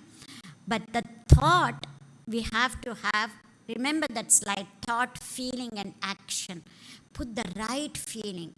It has to be a joyous thing for us to be able to get up at 5 o'clock in the morning or 6 o'clock in the morning. We have to feel good about it. That feeling has to be good. And then action will ensue. Many a times the thought is good, but the feeling, oh, I will be so tired. There is no harmony with that thought, feeling, and so the action will be different. For us to form good habits, we will talk about unwanted habits, how to get rid of another time. If we have to form good habits, there has to be harmony of our thought, our feeling, and our action. If you think about it, many a times there is disharmony. We want to do it at the thought level, but the feeling, I know it is tough, it is cold, it is tough, how can I get up? Somewhere a ray of doubt comes in, that is enough for the mind to say, I cannot get up this morning. So harmonize first your thoughts, your feelings, your words, and it will take some time. Keep harmonizing that positive thought with the positive feeling, with positive speaking, and it will end up with positive action one day. And what I want to say is, if we change our habits, this will lead us to change in the very structure of the brain itself. Because you saw this, all the boxes that you see, these are nothing but neuronal circuits. Networks, neuronal networks. You can think of it like as wiring, little wires that are getting tied up, and so it will literally change the structure of the brain. What that is, we're going to look into that tomorrow. So if we change our habits, that will lead us to changing in the very structure of the brain, which means the function of the brain will change. That means it is resulting in action. And that is how we can change our lives. This, we are going to go much deeper in the next 4 talks. And that is when we say it becomes a routine, becomes second nature. It has become unconscious ways of our being. So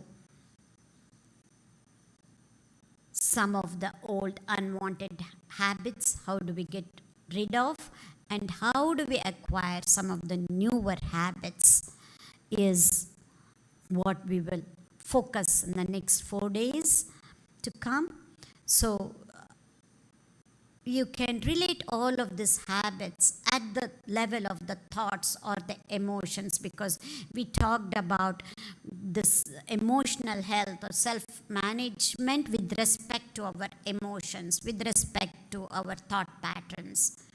So let us focus on how we can change our thought habits, which will result in changing our emotions, changing our difficult emotions into healing emotions. And that is what we will carry through for the next few days. That we will end, and then we can open it up for question and answer. Yeah. The 5-part series, the first part has ended today. If you have any questions, you're most welcome to. Yeah.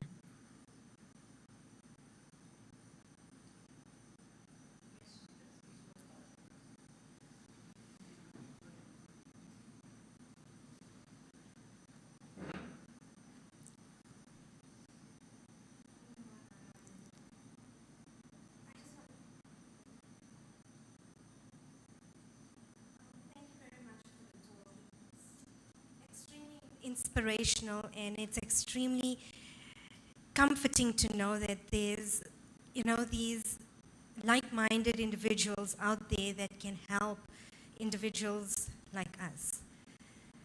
When you mention thought, obviously the thought is an intangible thing. You can't see it, you can't touch it, you can't.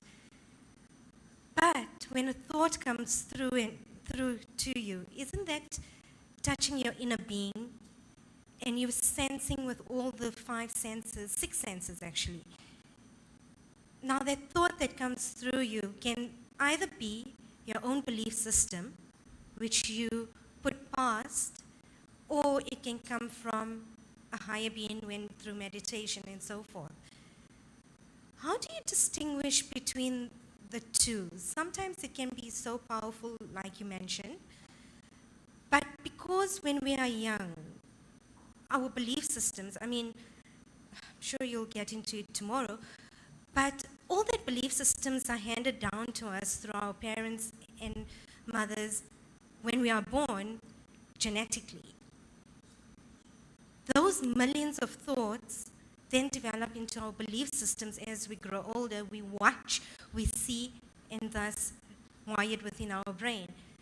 But when we need to break those down, how do you differentiate, like, what is our thoughts and what is source, or Bhagwan, or whoever sends it through to us? When we, as you rightly said, when we get into the little bit of understanding the anatomy of the brain and the type of mind, this question can easily be answered. But one of the reasons, but we will get to that. I will definitely answer even at a deeper level, but I will answer at a certain level today. One thing that you honed in was belief system. It's extremely important. Until and unless we change our belief system, nothing can happen. Even this, I might be providing you evidence-based research, that is science, which is, for what you're talking about, is faith-based. Even that is so powerful, we know. And only some people will believe that because it is faith. Faith is, you don't have evidence in the sense that can be reproduced. As individuals, we have experience, we have evidence for ourselves, but for our experience to be reproduced through somebody else, I'm talking about the higher power, what you're talking about, we don't have that evidence. So that is why I'm saying faith-based. This is not even faith-based. This is all evidence-based research. But even for this, if we don't change our belief system, even though this is all evidence-based, people will not believe it, is what I'm trying to say. So first and foremost, if we have a certain belief system that is going against what I have said so far, that is where we need to question, put it into a test and see, is my belief system is not coming under this? Does it mean it is wrong? Or should I hold on? Should I not? All of that we have to go deeper. But if it is broadly, I never thought if I get angry, if I get jealous, everybody gets, right? These are all emotions, I will say definitely normal emotions that was that have come across during the evolution. All these emotions, including jealousy, is really important for our very survival. And they may be important even for thriving. But we are going beyond thriving to evolve. The same emotions actually prevent us to evolve. They may be important for survival, for thriving, for being successful, but not to evolve. Because what did we learn to evolve in our high school days? Darwinian evolution, survival of the fittest, right? And even Darwinian evolutionary theory is being questioned, not the theory itself, the way it is being interpreted. It is not about the physical fitness, being fit, or showing the physical power and to evolve. That is at the animal evolution level. And we are taking that and using at the level of human beings. Now, what we're talking about is to really evolve as human beings. It is not about survival of the fittest. We will thrive and we will succeed, but not evolve.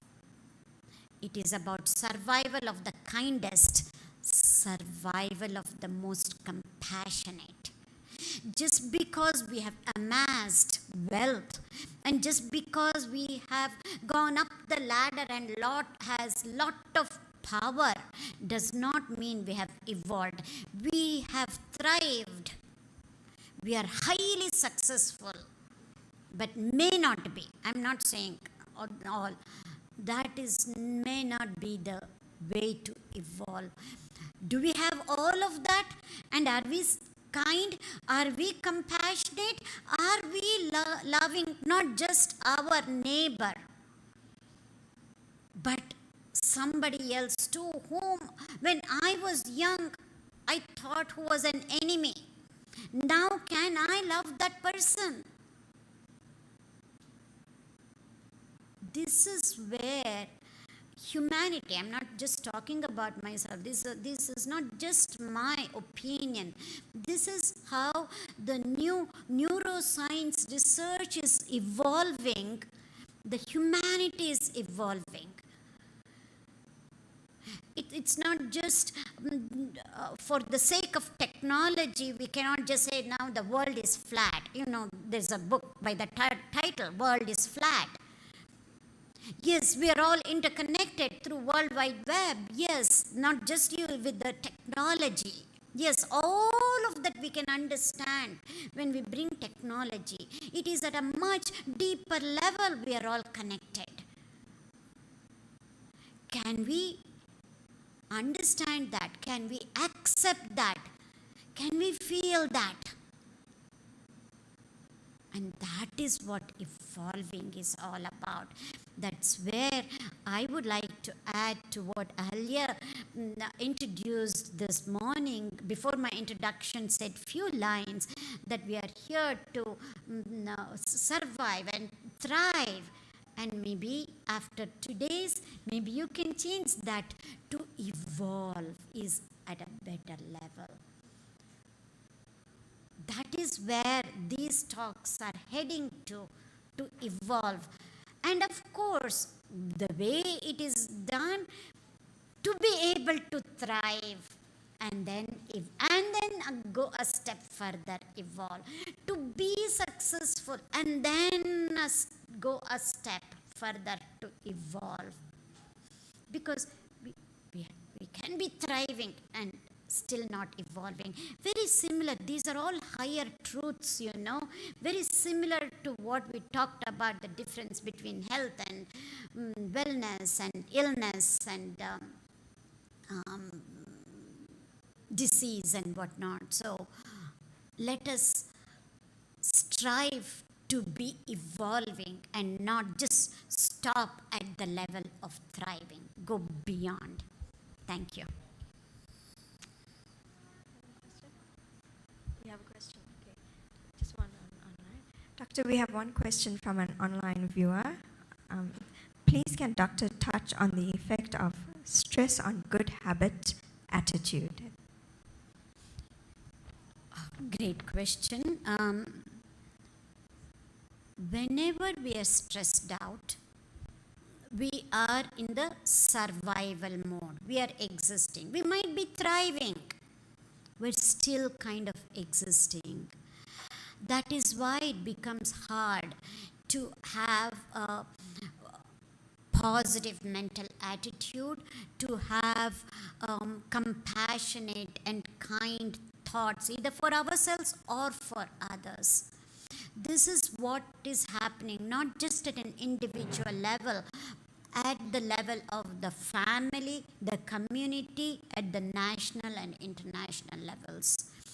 As I'm traveling many different countries, this is what I have come across. The same stress, not just at an individual level, at the international level too. We are having so much of uncertainties which is causing stress at the humanitarian level, we need to be able to hold on to something that is gonna be positive and good so that we can move on. One of the ways is to understand what that stress is. Again, from a scientific perspective, we only understand stress from a common perspective. In our stress management talks, we see that stress is their built-in mechanism for us to be able to survive, to be able to even thrive, but it is causing exactly opposite effects. If we can understand what that stress response is that happens at the level of the body, in other words, if I can just take 2 minutes and explain, it will give us an idea. What we call it from a scientific perspective, what stress response is a built-in mechanism that is there from evolutionary time. Even in animals it is there. When a deer is being chased by a tiger, what happens in the level of the body of the deer, which helps us to flee away from the predator, the tiger, it is saving its life. That is what we scientists know as, and what we call that as stress response. In the body of the deer, so many stress chemicals are released. Those chemicals are helping the deer to run away from danger. Now, we don't have any danger for our own life. There is no everyday danger for our food, for our shelter.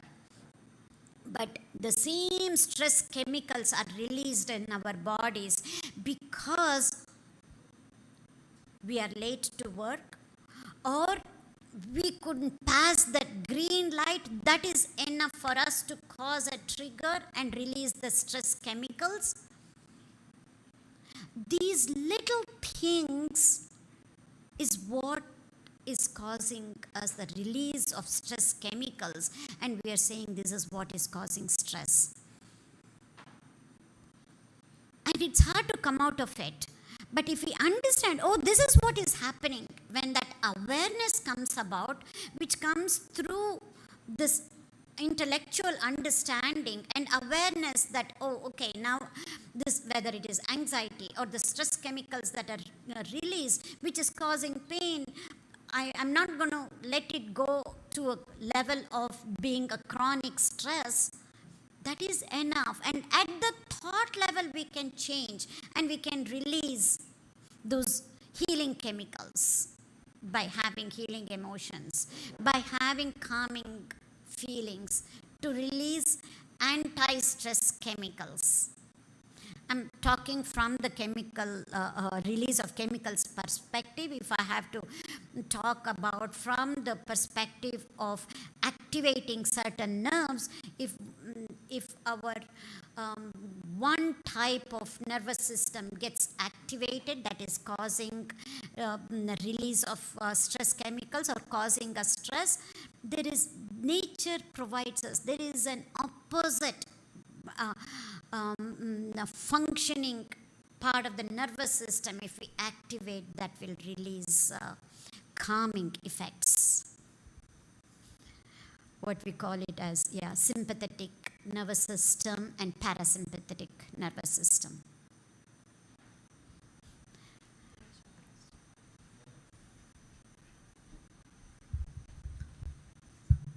Dr. Usha. Dr. Usha, in one of your slides, you mentioned the three aspects of dealing with situations, being the thought, the feeling, and the action. So the thought is embedded in everybody's mind, but how do we convert the negative feeling to a positive feeling? Yeah. I'm going to go deeper into each one of these. I have given only one layer. Tomorrow we're going to get into, tomorrow and the next session, wherein we're going to go deeper into the negative thoughts and negative feelings and give you the tools the last 2 days how to convert those negative feelings into positive feelings, negative thoughts into positive thoughts. But very quickly, without even giving any terms, scientific terms and whatnot, because I want to give you an answer so that you can take it. You have to be aware that it's a negative thought or a negative feeling. Many a times we are not even aware. We take it for granted. That's why even in the beginning I said, try and verbalize the emotion. Put a word for that. And then, which means we are recognizing that to be a negative feeling. We are recognizing this to be a positive feeling. So as soon as we bring in that self-awareness is one of the most important qualities that make us human. So that self-awareness we need to keep increasing in ourselves, which is what we will keep seeing why our self-awareness is dampened, again because of the negativity, and then because these negative feelings are within us, it's coming from us, and it has become a habit, hardwired, we accept it. So if we can be aware of those negative feelings and right away say, okay, this is what I learned, now I want to switch to a positive feeling. That switching, so the science of thought habit, 4 square boxes that you saw, that whatever is hardwired that comes up right away, we cannot avoid. But as soon as it comes up at a conscious level, we have to be aware. That is what I'm calling that as self-awareness. Once we are aware, this is where it is really tough, because whatever is hardwired is very strong. And the thought we are getting, the awareness, the conscious thought, and there is neurological basis, not neurochemical. There is neurological basis for what I am talking. I'm not bringing it in here. But the conscious thought, no matter what, is really, really weak when compared to your non-conscious, hardwired thoughts. Even in terms of ratios, when we look at the neuronal networks, a conscious thought, one thought, let us say it comes from one neuron can get connected to maximum of from 10,000 neurons to 40,000 neurons. This is at the conscious thought level. Whereas what we are talking about, the non-conscious or the hardwired thoughts or habits, that which started from a single thought, it has connected up to 100,000 other neurons. Look at the difference between 1 to 40,000 and 1 to 100,000. This is what we are fighting against. This 1 to 40,000 is our conscious thought neuronal network, and to 1 to 100,000 is our hardwired habits. If we have to overcome that, we need to do it again and again and again. The feelings are important, with the right feelings, and sometimes we cannot do it alone. We need the right type of people too to help us out. And that is when we will be able to come out. That is why for alcoholics, it is so hard for them to come out, the addicts.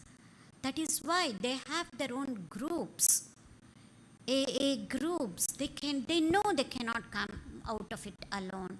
So this is their another type of artificial intelligence, if you may. I'm just quote unquote, I'm saying, when you cannot use your own intelligence to come out, you need external help. And that is what they are taking with others. And not just that, that is also where they are going into something bigger and greater than themselves at the cosmic level. And that is when that faith and belief is what helps them to come out.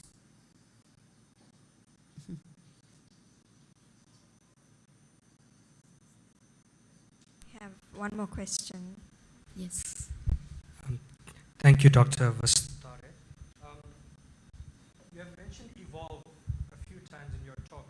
What are we evolving to? And Swami Vivekananda said that take up one idea, make that one idea your life. Think of it, dream of it, live it.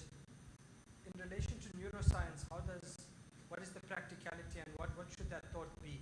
Because it seems like there's some insight there in relation to your thought. Yeah. Oh, great question, Shrikant.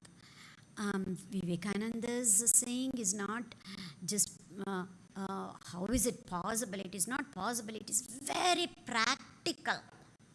Whether we know it or not, every successful person, and not only just successful, whatever we have done and achieved, it could be as simple as a child finishing a grade school, getting passing a test. All the child had was that idea, one idea. I want to pass that test, and then it focused and concentrated. If it cannot focus, if it's so young, the mom and the teacher and the parents would help, so that it is able to come out, pass with flying colors, right? It is the same thing from that childhood. This is what we are doing. We don't understand. We don't even realize how we have come up the ladder until now. It has happened. Now, if we can understand how it has happened, that is where it becomes empowering. And this is where what Vivekananda says, take up one idea and make up that idea your own. Let each and every cell in the body live that idea, thrive on that idea. That is when you will succeed, right? You have, each and every one of us have gone through this, but we have not described it in this way, that's all. If we need to do anything for that matter, something, an idea, a thought. Idea is nothing but a thought, as we said. And that is where we need to intensify that thought. That is where some of those slides are to make you understand about the intensity of thoughts. Today, most of us can understand the intensity of the thoughts because of the addictions. Many times it's easier to understand from a negative perspective. What happens with people who have addictions, who have cravings, who have aversions, strong feelings towards certain things, good or bad, it doesn't matter, value neutral. Because of that one idea is so strong, that one thought which arises from one neuron, you take that idea or that thought, which is an electrochemical change that happens in one neuron, and that gets connected to many thousands and hundreds and thousands of neurons. And there is another scientific concept called Hebbian law. That means neurons that fire together, wire together. So when you think about that thought, a positive thought, let us say, whatever you see, you will relate to that. Whenever you see, it is your visual cortex in the brain that gets activated. And that one thought of yours, you hear something else, you relate to that. Then the auditory cortex gets stimulated. So those neurons are getting wired up, fired up and wired up. And that is how you use a lot of real estate of the brain, and you recruit more and more neurons from many regions of the brain to be able to make that a very strong idea. In other words, I will give you another analogy, a simpler analogy. Take a single thread, a sewing thread. That doesn't have much strength. You keep adding that same thin strand, many of them, thousands of them. And how strong it gets? Can we break that? No, right?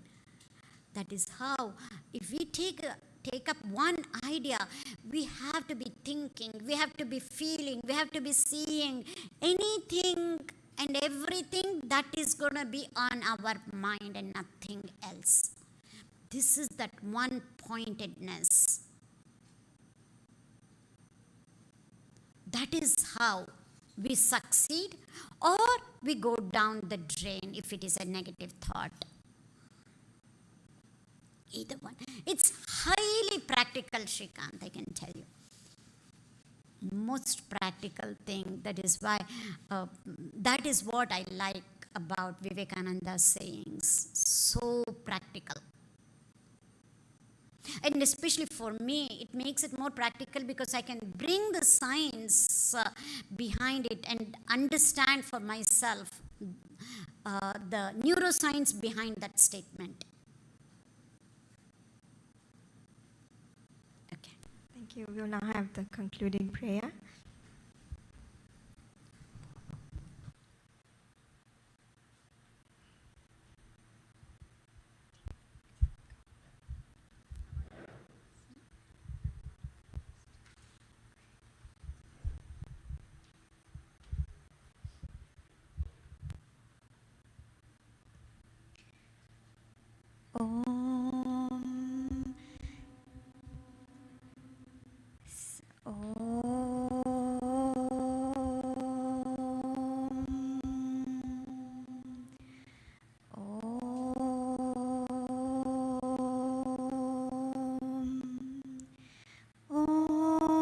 सर्वेषां स्वस्तिर्भवतु सर्वेषां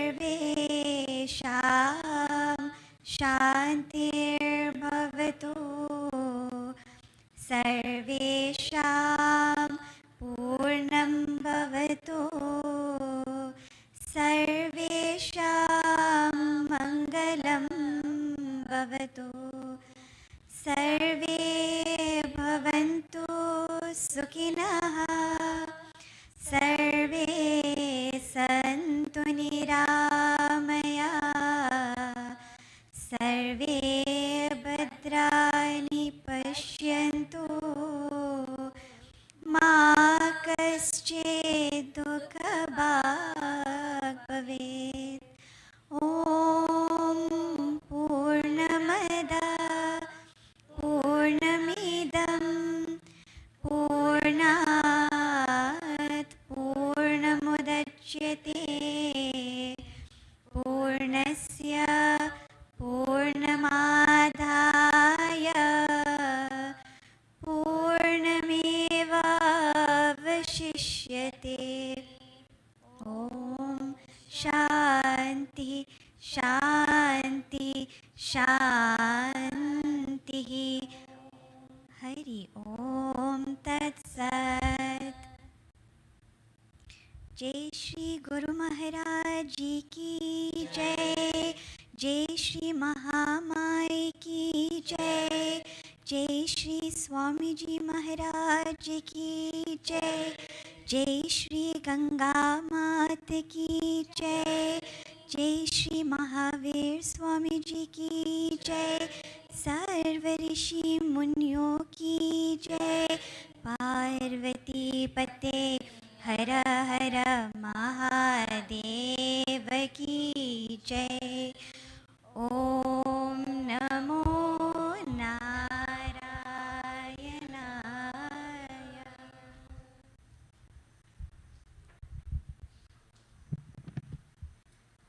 On behalf of the officials of the Johannesburg Sub-Center, I place on record our heartfelt gratitude and appreciation to Dr. Usha Vasthare for today's presentation and for always selflessly sharing her precious time and expertise for the well-being of others. We extend a sincere thank you to Mr. Rishi Chaturgun and family for the use of this cozy venue. Rishi has kindly offered to donate all proceeds from today's purchases of beverages towards our ashram development project. We also express our sincere thanks and appreciation to all devotees for your participation in today's program. Sisters and brothers, kindly note the following announcements. Part 2 of the Introduction to Art and Science of Wellness by Dr. Usha Vasthare will continue tomorrow at 10 a.m. here at the Mug and Bean, and all are welcome to attend. This Tuesday, 9th August, the Sri Sharda Devi Women's Program will be in celebration of Women's Day. Dr. Usha Vasthare will talk on Change Your Memories, Change Your Brain, Change Your Life. The program will commence at 10 a.m. and on Thursday, 11th August, Dr. Usha Vasthare will talk on emotion management, biases, and neuroplasticity at 6 p.m. Both programs will be held at the Sri Ramakrishna Kutir in North Riding. All are welcome to attend. The sub-center will be celebrating Sri Krishna Astami week from Friday, 12th August to Thursday, 18th August. Further details will be shared via our WhatsApp chat groups. Please partake in tea, coffee, and snacks, and have a safe journey home. Om Namo Narayanaya.